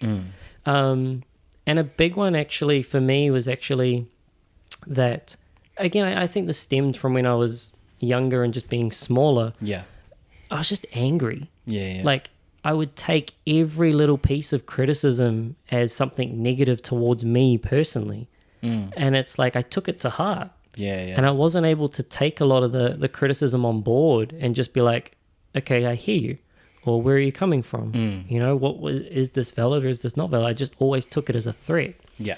And so Stoicism for me actually allowed me to kind of take a step back and, again, one, reflect on the things that I can control. If this person's complaining about something, it's probably because something that is in my control I haven't either followed through on, and or it doesn't mean that they're attacking me personally. And so it allowed me that kind of space to be able to be like, okay, how can I be measured in this? How can I at least speak my truth? Yeah. And for me, it gave me, it almost slowed down time when I was in an argument. Because one of the core tenets in it is negative visualization. Similar, but visualization. And so it's like, okay, well, if, let's say I'm mowing the lawns and I really don't want to be mowing the lawns, or if I'm arguing with someone and like they're pissing me off, right? All I have to think is this literally could be the last time that I'm actually talking to this person. Yeah. You don't dwell in the, like, oh, fuck, this person could die tomorrow. Yeah. It's just like, this actually could be the last time that we ever communicate.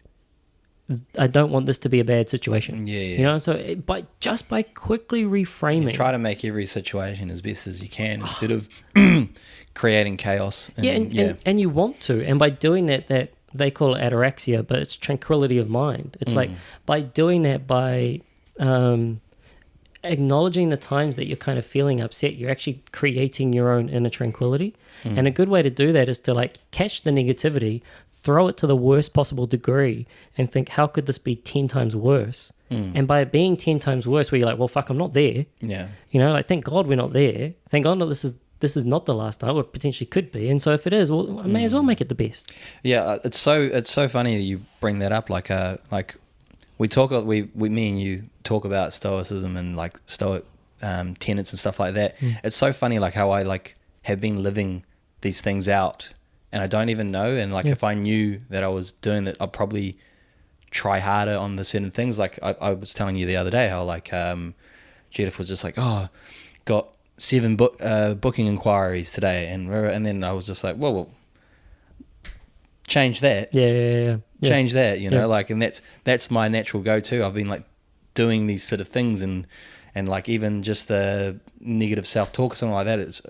I've never, you know, you have that little bit in your head, but then you actually have to just tell yourself like, nah, you know, like I can do this. Yeah. You know, like those sort of things. And like stoicism, like it's pretty amazing. Like it's almost like the originator of self-development, if you think about it. Like, well, yeah, I mean, and you think like this stuff was kind of like discussed 2,500 years ago. That's what it is, you know, crazy. Yeah, it was developed 2,500 years ago, and it's like it's then it went away. It actually got taken out by Christianity. And a lot of I think the Serenity Prayer and a lot of things, the tenets in Christianity is actually derived from some of the Stoics. Yeah.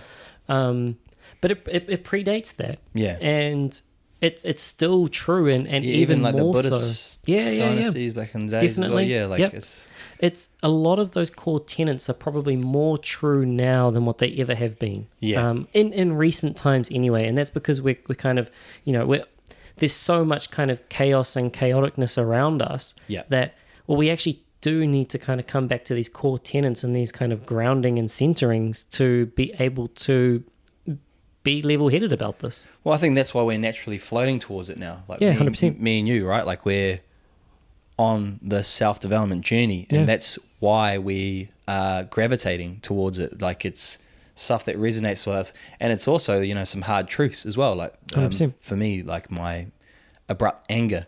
Yeah. Like I've never had a problem of holding grudges or stuff like that. Like I follow the Stoic ways of, you know, don't hold grudges and stuff. But it's just my initial abruptness, my initial reaction to a thing. Some things I find myself, I've gotten way better since being following, you know, like just thinking about the Stoic ways and looking into it more and realizing the anger and feeling that before it comes and then controlling it. But I had one the other day where it just boom, just like, and I was like, damn, I've been doing so well. But that's the thing. It's like it's a journey, right? It's a never-ending journey, and that's why these ancient Stoics had to constantly practice it, and it's a constant practicing of these Stoic tenets, is because if we don't practice, it's unlearnt. Well, a lot of what the Stoics do, and the most famous Stoic in particular, anyway, Marcus Aurelius, you know, his book is the Meditations, and it's his own journal. It's the journal that he kept for himself, and that was him keeping himself in check. Not meant to be published ever. No, not meant to be published. It literally his journal that was then his own thoughts of all the shit that he was kind of, you know, dealing with at the time. And so, yeah, I think the good thing that the kind of Stoics they bring, or the Stoicism actually brings us, is that reflection process. Yeah. And one of the big ones is put the day up for review. Yeah. And so, you know, journaling at the end of the day, or at the first thing in the morning the following day, about how the day's gone. Like, what did you have to overcome? How did you react in certain situations? And is there anything that you could do better there? Yep. Acknowledging the things that you're grateful for, like you said, gratitude, and finding those core tenets. Just putting the day up for review is just a really good practice to get into to make sure that you are aligning with where you want to be heading. Yeah, for sure. That's a good little segue, you know, like, you know, things that you might be grateful for. You know, what are some of your goals that you're working on and working towards, and what do you hope your future looks like? For me, the big one at the moment is, because we've just this year kind of branched out and again starting our own business, and so starting Beyond Nutrition, that's kind of been the first one, is finding a bit of stable ground amidst the chaos that was kind of starting a business from scratch. And so developing that and continuing to develop that. And I think the best way that can be possibly done is just continuing to add value. And I mean, the episodes that we can kind of get to in the future around the nutrition side of things or just the body side of things, I think this is another way that we can kind of help with that value. And at the same time, it's like, okay, how can I continue to add value to the people that I need to, and what better ways can I kind of do that job better? And I think by doing that will inherently lead towards whatever success is kind of going to look like. So I haven't really set necessarily any like hard business goals in terms of earn X by Y. And the goal is actually, how can I provide more value next year than what I have done this year? And just like I said, putting the day up for review with the break that I don't want to take, that I have to take, is putting the year up for review. And seeing, okay, well, what's actually kind of worked, what hasn't worked, what are ways that I'm currently adding value, and what are some ways that we can continue to add that value and grow. For me personally, it's continuing to look at the areas of my life that I'm neglecting. And trying to fill those gaps. Because if I'm neglecting certain areas, then again, a lot of it coming back to integrity, a lot of that's obviously going to be impacted on other people. Because we're all connected. My flaws are then felt by other people. And if I can focus on those, then it inherently makes the world a better place. And so for me, it's focusing on the flaws that I've got and trying to fill some of those gaps personally. And then business-wise, what is the way that I can add the most value that I possibly can over the next 1, 3, 5 years' time? And what that future entails, who the fuck knows? But it can only be better. And so that's kind of where I'm heading. Okay, because like I find it's our, and for the listeners out there, it's our duty to be as successful as we possibly can, so we can help as many as we possibly can, especially the ones we love and care about. We don't want to be in a situation where we're backed up into a corner and then you have to make a decision because you haven't put the work in to develop yourself into a place where you can say, hey, I don't have to take this offer that you're giving me. It's sort of almost like negotiating in a deal of purchasing something like that. Like, people know you need that, so then they can actually go, the price is this. Like you want to be putting yourself in the best possible situations for you, and you owe it to yourself and actually the people that you care about the most to be the best version of yourself as possible. 100%. And again, bring it back to the Stoics, right? Like it's focusing on those things that lead to that are within your control. Like, I have no control over whether or not I can manifest. I can manifest, I want $1 million by Y. There's no way I can control that. What I can control is, and what is probably more directly reflective of whether or not I achieve that, is the value I provide. And so it's like, well, how can I do better? How can I add more value to the people that I come in contact with? That success is almost unlimited, and it's similar with myself. If I can continue to refine and improve upon the areas that I'm not holding myself to account on, I'm inherently going to be a better person. And if I'm a better person, well, then I'm better for the people that are around me. And if I'm better for the people around me, well, then we all kind of grow. And so those two areas, it's like continuing to focus on my flaws while providing as much value as I possibly can. Like I said, who knows where the road leads with that. Maybe I'll throw a little goal out there for you. Go on then. I reckon it's a big goal and it won't be hard. But I'll help you as much as I can. 2024 is your year, I believe. I think every year is our year, but that's how I always take every year. So, all right, that's my year, the next year.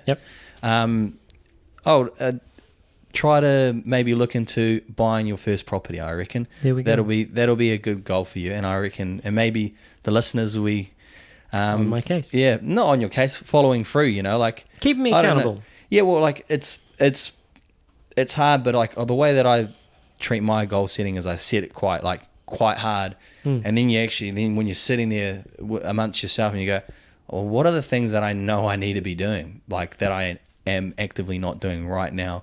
Whether I was, maybe I got to expand a bit, maybe I need to open up more avenues of time in my business to go and develop certain things to provide more value. Like it's just a value exchange sort 100%. of thing, like that. 100%. Yeah. A future podcast will definitely be housing, because I actually want to pick your brains on the housing side of things. Yep. And I mean your thoughts, because you've definitely got one side of that's you developed that, and I mean you've been through all of that. So one episode I definitely want to pick your brains on it. Yeah, and we'll definitely get into that, because I think it'll be quite beneficial to the others out here. But I think this has been 100%. a real good podcast, and a good little deep dive into who you are, Mikey, and where can people get a hold of you? Where can people contact you? And also, like, I guess, like, plug the nutrition business. Like, tell people a little bit more about that. And like, I'm signed up. I'm all in on you. Like, but not only that, you're all in on me, because I'm your client. Yeah, exactly. Yeah. So, I mean, the nutrition business, like I said before, Beyond Nutrition. So you can find it at beyondnutrition.co.nz, or Instagram, just Beyond Nutrition, Beyond Nutrition NZ, and we'll pop up there. Now, you can go onto the website, whether or not you want to become a client or not. You can essentially just sign up to a free weekly email that we've got there. And essentially every week I send out, my business partner Haley will make a recipe. So there's always a recipe on there, a new recipe. But on top of that, it's just my kind of thoughts for the week. And those thoughts for the week is essentially all the things that I've been dealing with, either from myself, that I've kind of been thinking about from a nutritional element, or a health improvement element.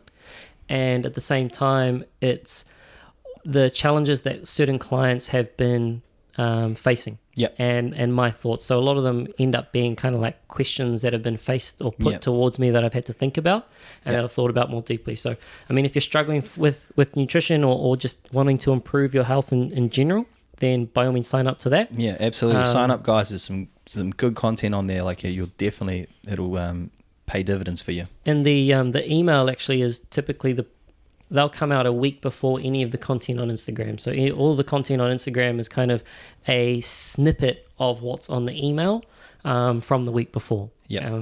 So, I mean, if you don't want to subscribe to the email because your email's got a lot of junk in it as it is, then go to the Instagram, and there's enough value on the Instagram. Yeah. To get in contact, I mean, the easiest place definitely just Instagram. Either Beyond Nutrition if it is nutrition related, or just Mike JOA on Instagram. Other than that, email is probably best. Yeah, email is good. Flick an email, mike.beyondnutrition@gmail.com. Any questions that you kind of have, whether it's relating to any of the topics that we've touched on today, your own personal development journey, just drop me an email. Yeah, like this is for the guys. You guys want to make a change in your life, and you want to take your health seriously. Like, I couldn't recommend it highly. Like, higher than this. Like, it is. There's honestly a reason body is within body mind integrity. You know, it like we said, you're going to hear us talking about it quite a lot. Like, it's critical. It's even if you don't, let's say, sign up as a client with Mikey, but the thing is, like, you need to be conscious of it, and I think it is the catalyst to all your successes that you can achieve in your life if you want to achieve them. Like, your body has to be a temple, like Stephen Bartlett said today in one of his Instagram posts from the Diary of a CEO. He said, his whole empire rides on a tectonic plate of his health. Yep. Everything that he does or has is dependent upon his health. Yep. He could lose his partner and he could continue another day. He could lose his businesses, he could continue another day. Yep. If he lost his health, everything else rides upon him being healthy. Yeah, and it all collapses. If you like, some people can actually get away with it, but it always catches up to you. Like, and I'm one of them. Like, I thought, like, my success overrided my health, when, like, now I'm coming from the opposite end. Now I'm all in on looking after my body, which, like, everyone's heard the saying, healthy body, healthy mind. Like, you see, even in some sports that aren't very physical, tend to have fit the best of the best out of all of them tend to be fit and healthy. Like they've trained their body because they know when your body is a temple, your mind's a temple as well. Like it's honestly, yeah. Every I think James Clear says he's like everything is a lagging measure. Yep. And so it's like your body is a lagging measure of your eating and your exercise habits. Your health is a lagging measure of all of that over the years. And it's like you might not be paying the price for it now, but you will eventually. Yeah. And eventually it'll catch up. Everything is a lagging indicator. And so it's like the work that you put in now, that's where it starts to manifest in 5-10 years' time. Yeah. And hopefully we open your guys' eyes to that there. We're not saying, like, go sign up to Mikey's course. Like, we're not we're not from that thing. We're actually more listen to our podcast, understand us a bit more, and maybe we'll shine the light on some areas that you might need to work on. And that's what it is for us. And well, like we said, right? Like it's our current personal or our journey. This podcast is about our personal development journey. And like we said before, life is a constant personal development journey. We always have something to work on. At the moment, like I said, for me, it's in certain areas. It's like trying to be a little bit more disagreeable. It's trying to be a bit more present. In 5 years' time, it probably won't be either of those things. It'll be something completely different. And so because of that, we've always got something. And if there is like some little nuggets that we can, or that you can take from this podcast, or any of the content that we put out there, then use those and refine those. And then who knows, in a year's time, you might have those locked down and you'll be moving on to something else. Awesome. Thanks for listening, guys. Thanks, guys.